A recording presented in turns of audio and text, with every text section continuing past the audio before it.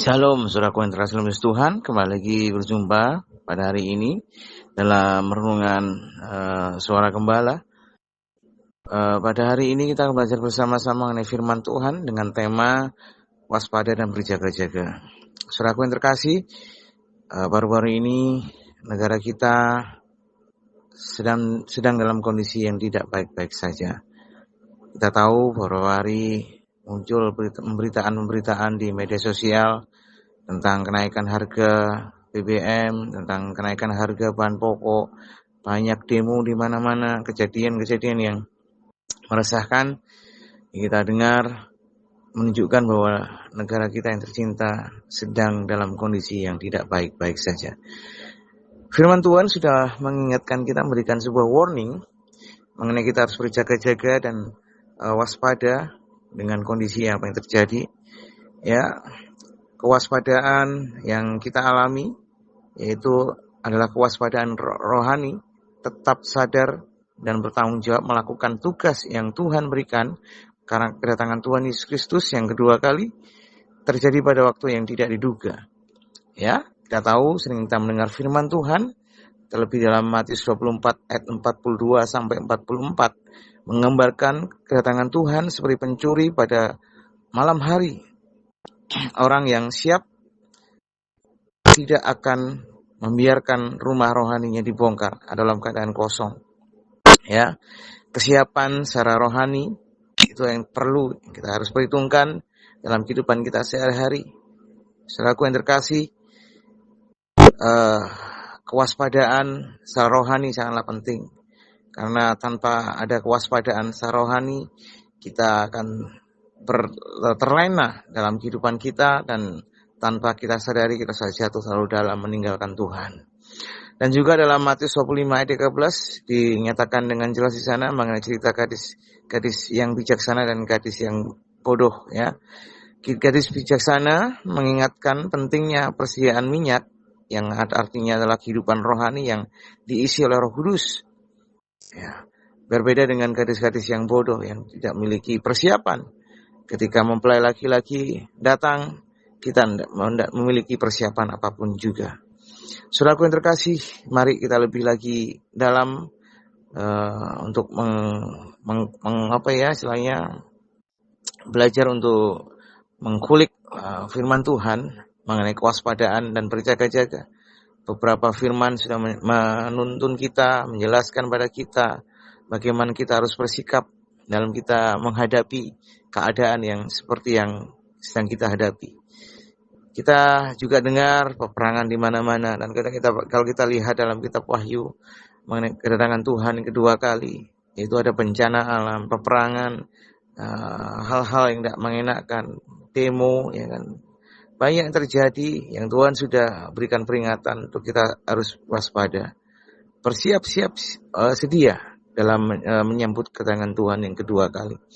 Oleh sebab itu, saudaraku, ketika sudah Tuhan berikan warning, maka dari itu kita juga harus benar-benar memiliki persiapan yang matang secara rohani. Kita memiliki persiapan yang benar-benar siap. Ketika Tuhan datang, kita harus memiliki perbekalan yang cukup untuk bisa berjumpa dengan mempelai laki-laki. Nah, kita buka dalam Lukas 21 ayat 36. Juga di sana menyerukan bagaimana agar senantiasa berjaga-jaga sambil berdoa supaya beroleh kekuatan untuk tahan berdiri di hadapan masalah atau dalam gejolak kehidupan yang ada. Kembali lagi diingatkan oleh firman Tuhan dalam Lukas 21 ayat 36 supaya kita berjaga dalam doa. Ya, jangan lengah, jangan terlena dengan keadaan. Ya, justru kita harus memiliki persiapan-persiapan, ya, bagaimana kita bisa bertahan dalam situasi yang sedang kita hadapi, khususnya saat ini yang sedang dalam keadaan yang tidak baik-baik saja. Ada 4 hal yang kita akan belajar pada hari ini, ya, supaya kita bisa waspada dan berjaga-jaga. Yaitu yang pertama, menjaga hati dan karakter, mematikan kedagingan, hawa nafsu, ego, serta ambisi yang tidak berkenan di hadapan Allah.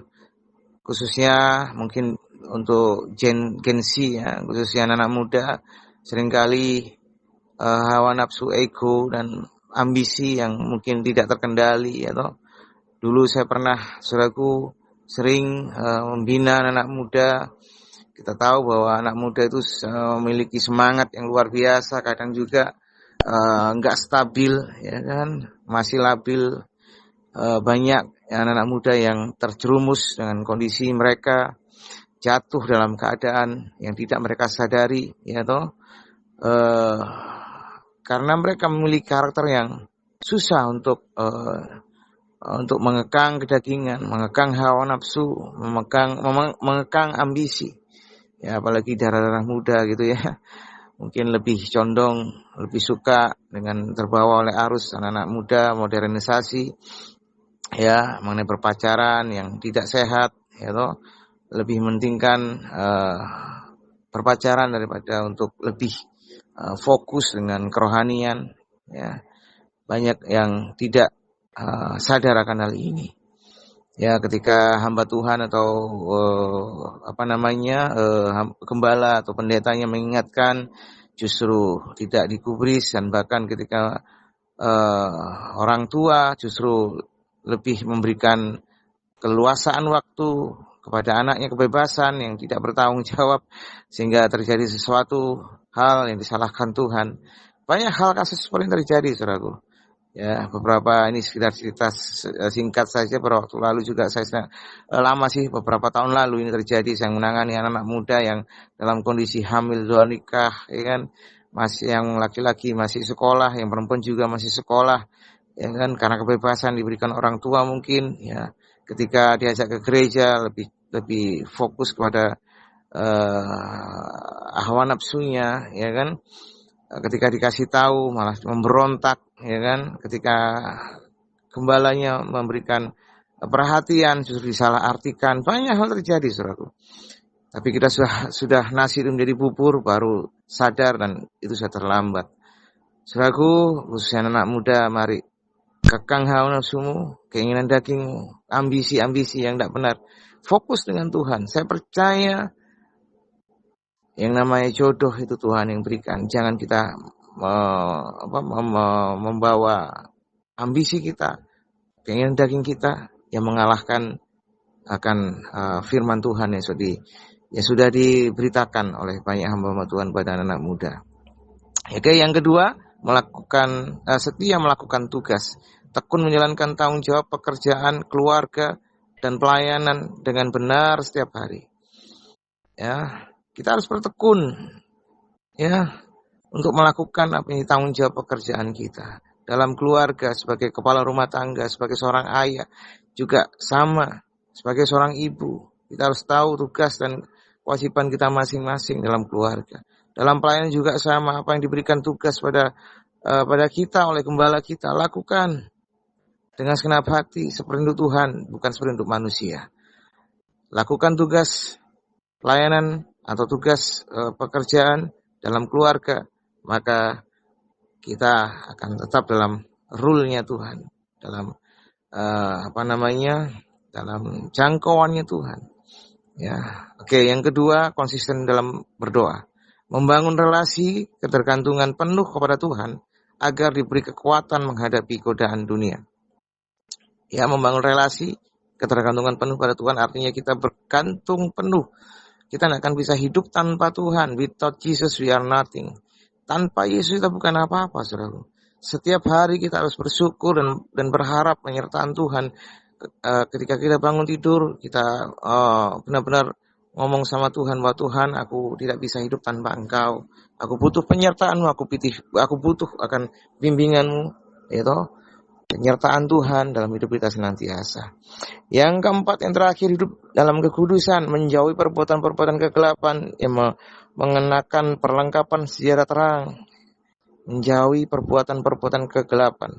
Saudaraku, dalam hal sekecil apapun, perbuatan kegelapan itu bisa menjadi sebuah godaan yang kerap kali yang diberikan oleh si jahat pada kita untuk kita bisa boleh jatuh dalam dosa. Ingat, dengan perlengkapan senjata peperangan atau senjata terang yang kita miliki, ya, kita akan membentengi hidup kita dari hal-hal yang tidak baik yang dilakukan oleh si jahat dalam perbuatan-perbuatan kegelapan. Ya, banyak hal, saudaraku. Ya, mungkin iblis tawarkan sebuah kebohongan-kebohongan, melakukan sesuatu yang bertentangan dengan firman Tuhan, melakukan hal yang mungkin itu kecil, ya, tidak mungkin dianggap sebuah dosa. Saudaraku, dosa besar, dosa kecil hadapan Tuhan itu sama saja. Tidak ada bedanya. Karena hukum Allah itu berbeda dengan hukumnya dunia. Ingat, kita jauhi segala hal yang dilarang oleh Tuhan. Perbuatan-perbuatan gelap kita jauhi, dan kita senantiasa berjalan seperti jalannya Tuhan, rule-nya Tuhan. Maka kita hidup dalam kewaspadaan dan berjaga-jaga. Kita akan dijauhkan dari segala malapetaka, jauhkan dari segala hal yang tidak baik, karena kita waspada dan selalu berjaga-jaga dalam hidup kita. Dan ketika Yesus datang kedua kali, kita memiliki persiapan yang tidak akan pernah kita lupakan. Ya, persiapan yang benar-benar matang, persiapan yang benar-benar siap menghadap akan mempelai laki-laki. Saudaraku yang terkasih, biarlah firman yang singkat ini bisa mengingatkan kita kembali bagaimana kita berjaga-jaga dan berdoa dalam kewaspadaan, ya, kewaspadaan yang ekstra untuk kita bisa berjalan sesuai dengan kehendak Tuhan dan bisa bertanggung jawab atas kehidupan kita dalam kehidupan yang sehari-hari. Saya percaya ketika kita waspada berjaga-jaga dan tekun akan firman Tuhan, maka kita akan dilindungi dalam penyertaan Tuhan. Menghadapi badai kehidupan, menghadapi polemik yang terjadi, menghadapi keadaan yang saat ini kita sedang hadapi dalam negara ini pun, kita akan melewati semua itu bersama dengan Tuhan. Melewati badai seperti seekor Raja Wali yang semakin hari semakin naik tinggi meskipun badai menghadang kita. Biarlah firman ini bisa menjadi kekuatan kita. Biarlah mari kita berdoa. Tuhan Yesus, terima kasih buat firman kami dengar pada hari ini. Biarlah firman ini boleh menguatkan kami untuk senantiasa berjaga-jaga dan waspada dalam keadaan kondisi yang kita hadapi saat ini, Tuhan. Berdoa untuk bangsa negara kami yang tidak sedang baik-baik saja. Tuhan, jamah bangsa negara ini, khususnya pemimpin bangsa kami.